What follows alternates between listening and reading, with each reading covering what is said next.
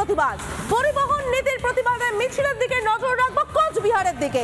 কোচবিহারে মিছিল আইএনটিটিইউসির গতকাল রাতেই কিন্তু কেন্দ্রীয় সরকারের পক্ষ থেকে জানিয়ে দেওয়া হয় যে না, তারা সব পক্ষের সঙ্গে কথা না বলে এই আইন লাগু করবেন না। তারপরও আইএনটিটিইউসির নেতৃত্বে চলছে মিছিল। আমাদের সঙ্গে রয়েছেন আমাদের প্রতিনিধি কিংশুক। আমি চলে যাবো সরাসরি কিংশুকের কাছে।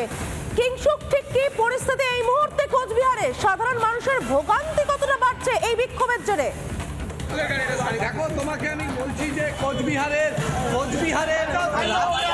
এই মুহূর্তে একটা বিরাট মিছিল বের করা হয়েছে এবং কিছুক্ষণ আগে যে মূল রাস্তা, সেই মূল রাস্তাতে বন্ধ করে দেওয়া হয়েছে সমস্ত কিছু এবং সরকারি বাস টেগিলের ধুন্দুবার রীতিমতো ধাক্কাধাক্কি পুলিশের সাথে। আমি তোমায় ছবিটা দেখাচ্ছি, এটা কোচবিহারের সাগরদিঘি সংলগ্ন সোহেলবাগ রোড, যার একদিকে ডিএম অফিস এবং আরেকদিকে এসপি অফিস।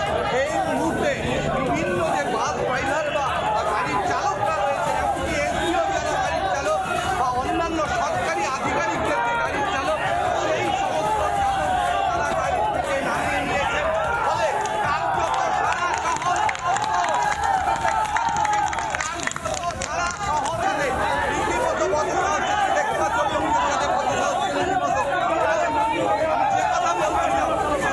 সারা শহর সম্পূর্ণ অন্যান্য সরকারি আধিকারিক রয়েছেন, তাদের যারা গাড়ির চালক তাদেরকেও নামিয়ে নেওয়া হয়েছে এবং তাদেরকেও ভোগান্তি এই মুহূর্তে চরমে। যেভাবে রাস্তা বন্ধ করে দিয়ে বিক্ষোভ দেখানো হচ্ছে, অথচ কেন্দ্রীয় স্বরাষ্ট্র সচিব অজয় ভাল্লা তিনি গতকালই পরিবহন সংগঠনগুলোর যে মঞ্চ, তার সঙ্গে বৈঠকে বসেন এবং বসে আশ্বাস দেন যে এই মঞ্চের সঙ্গে কথা না বলে কোনোভাবেই এই আইন লাগু করা হবে না, এই ধারাটি প্রয়োগ করা হবে না। অর্থাৎ পরিষ্কার ভাষায় এই আইন এই মুহূর্তে স্থগিত। তারপরও কিন্তু এই ধরনের বিক্ষোভ চলছে, সাধারণ মানুষের ভোগান্তি অব্যাহত।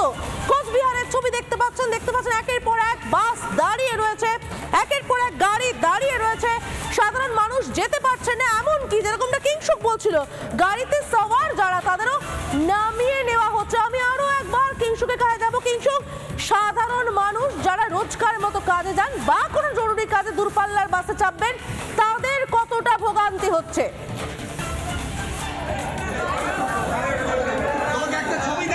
এখানে কোচবিহার পৌরসভার যে গাড়ি, অর্থাৎ ময়লা পরিষ্কার করার গাড়ি, সেই গাড়িও বন্ধ। তোমাকে আমি এই ছবিটা দেখাচ্ছি, তুমি সহজেও বুঝতে পারছো যে কি পরিস্থিতি।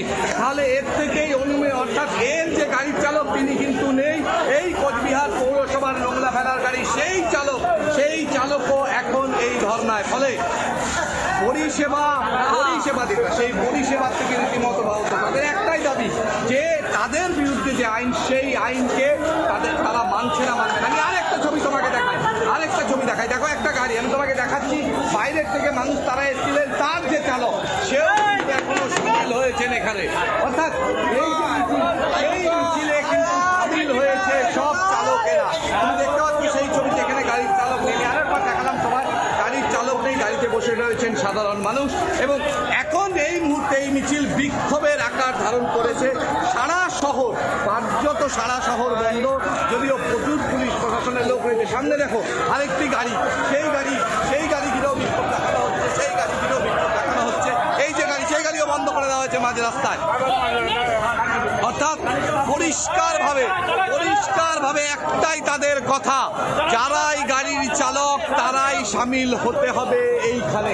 এবং সেই ছবিটাই কিন্তু তোমায় আমি দেখালাম যে বারবার আমি একবার ওইখানে যে গাড়ি বসে রয়েছে সেখানে তার সাথে একবার কথা বলার চেষ্টা করবো। গাড়ির মধ্যে তারা রয়েছেন, তারা কতটা ভোগান্তিতে, কারণ তাদের চালক নেই, তারা দূর থেকে এসছেন হয়তো বিভিন্ন জায়গায়। আমি কথা বলার চেষ্টা করছি তাদের সাথে।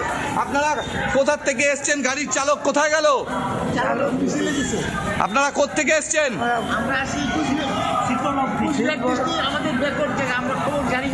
না, আপনারা কি কাজে এসেছিলেন? আমি যাবো ডাক্তারের কাছে আসছি এবং আমরা ডাক্তারের কাছে যাবো। ডাক্তারের কাছে যাবেন, এখন তো চালক নেই, তাহলে তো অসুবিধা হচ্ছে। পৌঁছাবেন কি করে?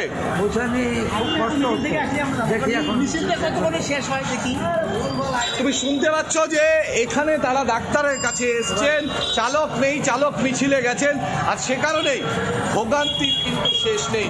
এই মুহূর্তে দেখো বিরাট পুলিশ বাহিনী পৌঁছেছে এই জায়গায়। আমি যে ছবিটা তোমায় দেখাচ্ছি দেখাচ্ছি গাড়ি আটকে বিক্ষোভ এবং সেই ঘটনাস্থলে পুলিশ পৌঁছেছে। ডিএসপি হেডকোয়ার্টার চন্দন দাস তিনি রয়েছেন। হ্যাঁ, তুমি দেখতে পাচ্ছ সেই ছবি, রীতিমতো বচসা, রীতিমতো বচসা, রীতিমতো বচসা।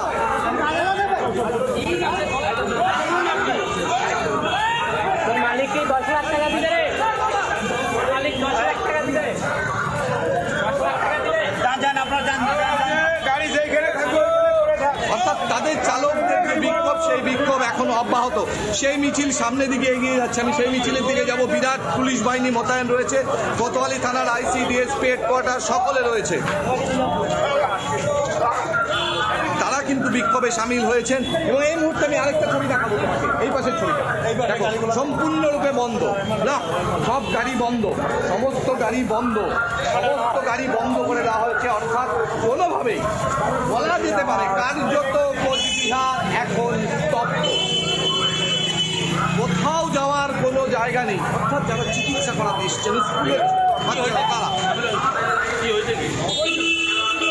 সমস্ত কি বলবেন? 10 লাখ টাকা জরিমানা, 10 বছর দিয়ে ওইটা দিয়ে আমরা 10 লাখ, আমাদের 10 লাখ টাকা কথা বলছেন এই মুহূর্তে। রকম ভাবে বুঝার লাগে, আমি একবার তার সাথে কথা বলার চেষ্টা করবো, পুরো রাস্তা বন্ধ হয়ে যাবে। দূর থেকে যারা এসছেন তারাও যেতে পারছেন না, সবাই বিক্ষোভে সামিল হয়েছেন। কি বলবেন? তাই এটা যানজট তৈরি হয়েছে, আমাদের ট্রাফিক টিম কাজ করছে, এটা আস্তে আস্তে ঠিক খুলে যাবে। কিছুক্ষণ আগে মূল সড়কে সরকারি বাসের সাথে ঝামেলা, ধাক্কাধাক্কি হয়েছে, এমনকি পুলিশ প্রশাসনের সাথেও। ব্যাপারটা আমি খোঁজ নিয়ে দেখি, এরকম কোনো ঘটনা ভয়ঙ্কর পরিস্থিতি কিংশুক কোচবিহারে যে ছবি দেখলাম, এবং একই রকম ছবি এবার দেখুন শামশেরগঞ্জে আইএনটিটিইউসি এর বিক্ষোভে উত্তাল। শামশেরগঞ্জে আইএনটিটিইউসি এর বিক্ষোভ, যে বিক্ষোভে উত্তাল শামশেরগঞ্জ, যে ছবি এই মুহূর্তে দেখতে পাচ্ছেন কি পরিমাণ চোখ রাঙানি বিক্ষোভকারীদের। পরিবহন আইন স্থগিত হয়ে গিয়েছে, অজয় ভাল্লা কেন্দ্রীয় স্বরাষ্ট্র সচিব নিজে আশ্বাস দিয়েছেন। তারপরেও এই ধরনের আন্দোলনের অর্থ কি? কেন এইভাবে যাত্রী ভোগান্তি? কেন সাধারণ মানুষ, এমনকি চিকিৎসা করাতে আসা রোগী, তারা পর্যন্ত আটকে পড়ছেন এই অবরুদ্ধ হয়ে পড়া শহরগুলোতে? শামশেরগঞ্জ, কোচবিহার, একের পর এক যে ছবি আমরা দেখছি আইএনটিটিইউসি বিক্ষোভ। এবং প্রশ্ন আমাদের আইএনটিটিইউসির কাছে যে আইন তো লাগু হচ্ছে না এক্ষুনি। কেন্দ্রীয় স্বরাষ্ট্র সচিব অজয় ভাল্লা আশ্বাস দিয়েছেন যে আলোচনা না করে, পরিবহন সংক্রান্ত যে মঞ্চ, সেই মঞ্চের সঙ্গে আলোচনা না করে কোনো আইন লাগু করা হবে না। তারপরও কেন এই ধরনের আন্দোলন, কেন এই ধরনের বিক্ষোভ, যেখানে আপনার প্রত্যেকের সহযাত্রী, সহনাগরিক, তারা পড়ছেন অসুবিধার মধ্যে?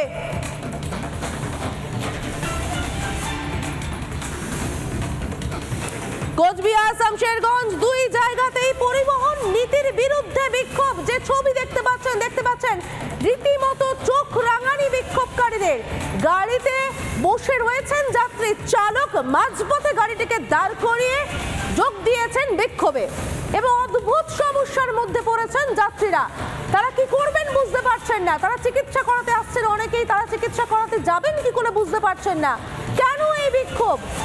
শামশেরগঞ্জ, কোচবিহার, দুটি জায়গার ছবি দেখতে পাচ্ছেন, দুই জায়গাতেই পরিবহন নীতির বিরোধিতা করে এই বিক্ষোভ।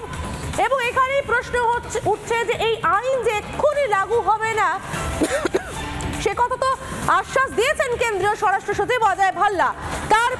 তারপরও কেন এই বিক্ষোভ? কেন এইভাবে সহনাগরিকের জন্য সমস্যা তৈরি করা? কেন এইভাবে রাস্তায় এইরকম ভাবে অবরুদ্ধ করে দেওয়া?